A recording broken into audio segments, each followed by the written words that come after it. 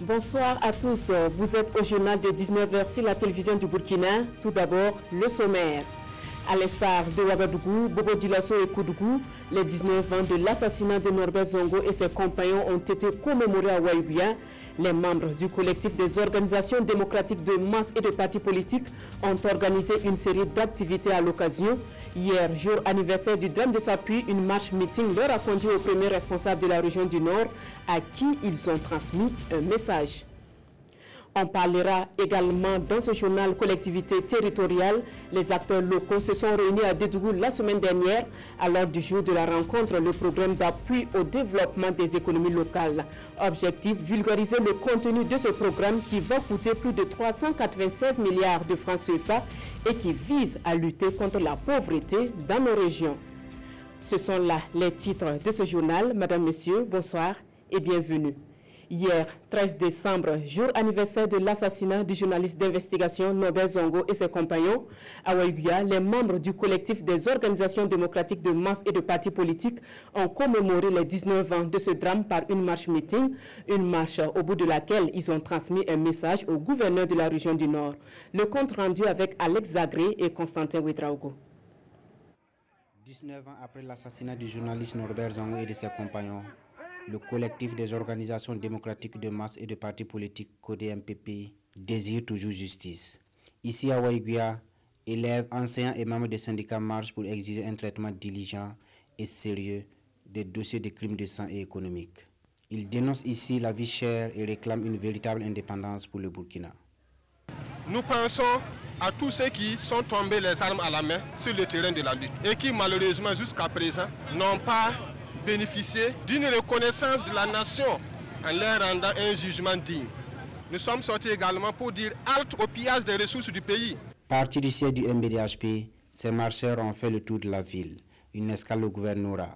Là, un message est transmis au gouverneur. Monsieur le gouverneur, nos organisations exigent des pouvoirs politiques et judiciaires toute la lumière sur ce crime odieux. Que les auteurs et les commanditaires soient punis à la hauteur de leur forfaiture. J'ai suivi avec beaucoup d'attention votre message. J'ai pris bonne note. Et votre message sera transmis fidèlement au gouvernement de notre pays. En plus de les rassurer de la transmission de leur message, le gouverneur a salué le caractère pacifique de la marche qui traduit le civisme des organisateurs.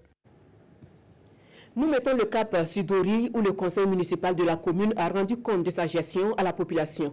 Après 1 an et demi de gestion, l'heure est au bilan et pour mieux orienter les activités à venir, les contributions de tous étaient les bienvenues.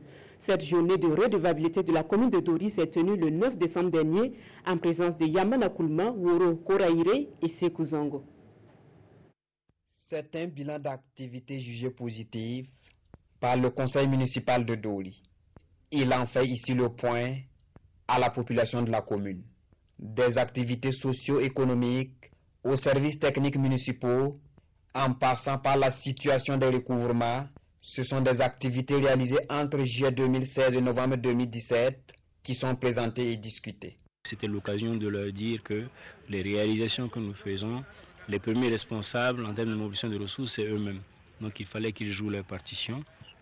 On espère que le message est passé, mais c'est aussi un cadre pour échanger avec eux, pour discuter avec eux et les écouter. Donc nous avons eu beaucoup de bonnes idées aujourd'hui qui vont nous aider à nous améliorer dans le travail que nous faisons. L'initiative est saluée par les participants qui souhaitent cependant plus d'assainissement pour la ville et surtout leur participation à l'élaboration et l'exécution du budget communal. Le bilan a été positif pour moi parce que vu les 1 an et demi des actions qu'ils ont menées, vraiment c'est appréciable. Moi j'aimerais surtout qu'ils mettent l'accent sur l'éducation. On a noté des insuffisances, on a noté des zones d'ombre et les questions ont été posées pour avoir plus d'éclaircissement. Le conseil a répondu avec satisfaction et nos questions. L'exécutif municipal dit avoir pris la pleine mesure de ce qui reste à faire et annonce des actions au titre du plan d'investissement pour 2018. Il s'agit de la construction d'une nouvelle gare routière, de l'extension du centre médical urbain et de l'aménagement de la mare, entre autres. Le devoir de rendre compte a également été accompli à Fadangourma. Le conseil communal de la mairie de Fada était face à la population le vendredi dernier, une journée de dialogue et d'interpellation sur la gestion de la commune. Pendant les 17 mois de son mandat, on en sait davantage avec Désiré Iboudo et Ibrahim Sanou. Le bureau exécutif du conseil municipal de Fada face aux habitants de la ville. Objectif, rendre compte de sa gestion 2016-2017 de la commune et recueillir les préoccupations des participants. Cet exercice de redevabilité est une disposition consignée dans le code des collectivités. Nous sommes venus présenter les résultats du travail de 17 mois. Les grandes réalisations, c'est essentiellement dans les besoins sociaux de base, dans le domaine de la santé. Il y a eu la construction de la normalisation de CSPS. Dans le domaine de l'eau potable, il y a eu la réalisation de 19 forages, 11 forages sur ressources propres. Pour cette journée, plusieurs domaines passent au pain fin et les participants apprécient l'exercice. L'assainissement, la voirie, l'hygiène, toutes les questions pour les services sociaux de base. En tout cas, moi j'ai trouvé que les questions étaient bien répondues. Et les activités qui sont menées sur le terrain, c'est bien visible et c'est vraiment une réponse à nos cris de cœur. Je trouve vraiment le bilan du maire à cette date vraiment au-delà de la moyenne. Contrairement aux années précédentes, le taux de recouvrement des recettes est en deçà de 100%. Et le maire est rassuré que d'ici le 31 décembre 2017, les 100% seront atteints.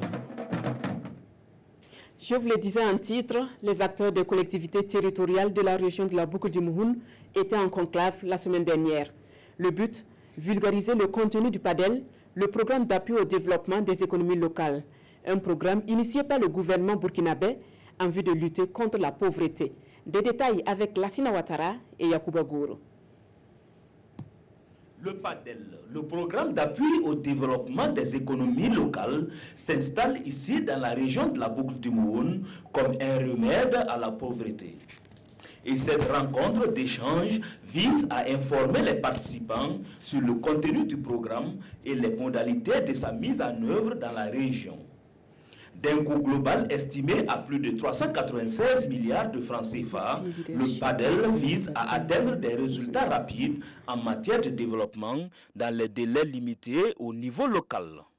C'est un programme qui est très ambitieux, donc programme qui est donc pourvoyeur de richesses et qui va soutenir donc les économies locales.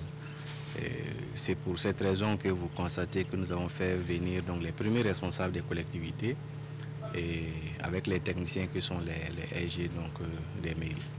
On sait que ce programme comprend 4 composantes qui visent essentiellement le développement des micro-entreprises locales, mais qui visent aussi à lutter contre, à protéger les ménages vulnérables, à leur prodiguer des transferts qui vont leur permettre de sortir des situations de pauvreté.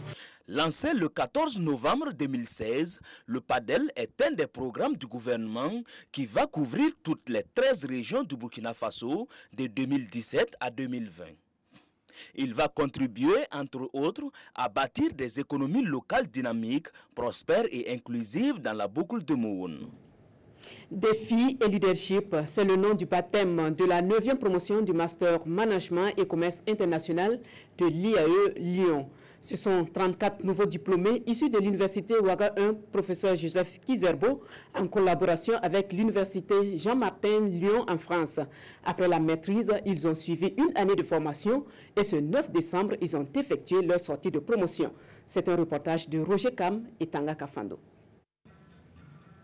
C'est l'heure de la consécration pour ces 34 lauréats. 34 auditeurs issus de la 9e promotion en management et commerce international de l'université Ouaga 1, professeur Joseph Kizerbo, et de l'université Jean Moulin Lyon en France. Et cette cérémonie marque la fin d'une année de dur labeur et les regards sont désormais tournés vers le marché de l'emploi. Voilà, vraiment ça a été très enrichissant pour nous, on a beaucoup appris et on souhaite aussi que ceux qui le souhaitent de venir s'inscrire aussi pour pouvoir bénéficier de cette connaissance et développer leur jour de confort. Une appréciation positive parce que c'est une formation vraiment de très grande qualité au regard des matières qui nous ont été dispensées. Parce qu'aujourd'hui, personnellement, avec ce master-là, j'ai commencé même à faire de la consultation. En dépit de ce que j'ai comme activité donc, sur le plan professionnel. Pour le parrain de la cérémonie, Idrissa Nassa, PCA de Coris Bank, pas de panique, la qualité de la formation reçue permettra à ces filles de s'affirmer. Ce programme de formation, ce master, est un master par lequel beaucoup de nos collaborateurs sont passés et par lequel nous avons pu constater la performance. Tous ceux qui sont passés par ce master ont obtenu une formation de qualité qui les permet d'être efficaces à leur poste. Donc nous continuons d'encourager nos collaborateurs à participer à cette formation et nous continuons aussi de recruter des gens qui sont passés par là. La 9e promotion des auditeurs en management et commerce international a choisi comme nom de baptême défi et leadership. Toujours du 109 sur le marché de l'emploi, l'école privée de santé Saint-Jean-Paul vient de boucler la formation de 97 agents de santé. Des agents prêts à servir partout où le besoin se fait sentir. Ils ont pris pour nom de baptême un enseignement efficace pour des soins de qualité. Kwale Nebié et Kadi Sanogo. 97 nouveaux diplômés prêts pour servir désormais dans tout le Burkina Faso. Ils sont issus de l'école privée de santé Saint-Jean-Paul.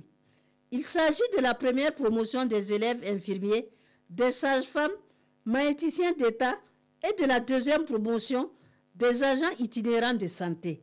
Nous sommes aptes à aller sur le terrain, peu importe la région où nous irons, parce que nous sommes formés pour notre population et peu importe l'instant, le moment, nous sommes prêts à leur venir en aide. Les premiers responsables de cette école pensent que la formation reçue par ces élèves va leur permettre de s'affirmer sur le terrain. Je suis vraiment animé d'un sentiment de joie, de fierté et de devoir accompli.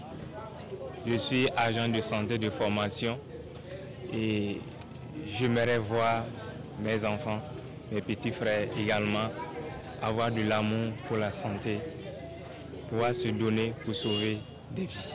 Nous disons dans le secteur compétent du fait que cette jeune école qui ne voit sortir que sa deuxième promotion a fait des résultats extraordinaires. 100% l'année dernière, 100% moins 1 cette année. Donc c'est vraiment encouragé et le ministère de la Santé, le gouvernement tout entier encourage le partenariat public-privé, c'est-à-dire la contribution du secteur privé au développement du secteur santé. Cette cérémonie de prestation de serment est placée sous le thème « Une couverture vaccinale satisfaisante, gage d'un développement durable ». Il a pour nom de baptême un enseignant efficace pour des soins de qualité. Culture, pour terminer, les rideaux sont tombés le 8 décembre dernier sur la semaine régionale de la culture de la région de l'Est. Plus de 300 artistes de 5 provinces ont pris part à ce rendez-vous culturel. À l'issue des compétitions, 19 sont sélectionnés pour représenter le Goulmou à la SNC Bobo 2018. Le film de la cérémonie de clôture avec Aimé Douamba, Dahandi Banga et Mahamadi Ouedraogo. Les artistes traditionnels du Goulmou tiennent en haleine les populations à Fadangourma. Nous sommes à la semaine régionale de la culture Fada 2017. 3 jours durant, ces différentes troupes ont rivalisé d'ardeur, de talent et de créativité en vue d'arracher leur ticket pour la 19e édition de la Semaine nationale de la culture Bobo 2018. À l'issue de la proclamation des résultats, 19 meilleurs artistes en art du spectacle, en art culinaire et en sport traditionnel ont été retenus pour défendre les couleurs du Goulmou et remporter des prix à la SNC Bobo 2018. Je suis contente d'être retenue parmi les meilleurs qui vont défendre la région à Bobo. Au retour, je vais continuer de travailler pour aller remporter des prix. Pour les organisateurs, les résultats de cette compétition sont prometteurs. Toutefois, ils invitent ces lauréats à redoubler d'efforts pour mieux améliorer leurs prestations à Bobo Dioulasso. Chaque compétiteur a eu au-delà de la moyenne. Et ça montre que les valeurs culturelles sont dans de bonnes mains au niveau de la région de l'Est. Vous avez vu, la majorité de ceux qui sont passés pour aller nous représenter à la région sont tous des jeunes. L'espoir est permis à partir du moment où ces personnes ont été donc qualifiées pour s'y représenter. Mais nous encourageons donc fortement que le travail puisse se poursuivre parce qu'une fois à Bobo, c'est sûr qu'il y aura encore plus d'originalité. Au total, 359 artistes venus des 5 provinces de la région de l'Est ont pris part à cette semaine régionale de la culture FADA 2017. Voilà qui met fin aux informations de cette édition. Merci de votre aimable attention. Le 20h, c'est avec Windata Nathalie Kaori. Bonsoir.